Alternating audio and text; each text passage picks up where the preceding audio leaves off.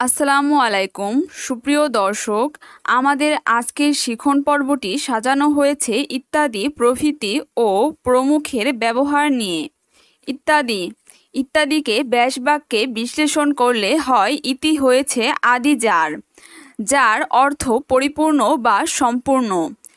কিন্তু প্রায়োগিক দিক থেকে ইত্যাদি শব্দের অর্থ এইরূপ আরও বা এই রকম। ব্যবহার মানবেতর প্রাণী, ফুল ফল এবং জড়বস্তুর একাধিক উদাহরণের ক্ষেত্রে ইত্যাদি বসে। যেমন আমি বাজার থেকে মাছ, মুরগি, সবজি, ফলমূল ইত্যাদি কিনলাম।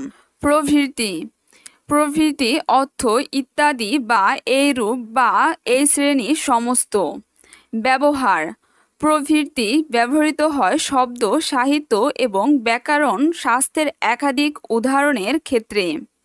যেমন পল্লীকবি জসীমউদ্দীন নকশিকাঁথার মাঠ, হাসুর, রাখালি, সজনবাদিয়ার ঘাট প্রভৃতি কাব্যগ্রন্থ রচনা করেন। প্রমুখ শব্দের অর্থ ইত্যাদি অথবা প্রভৃতি।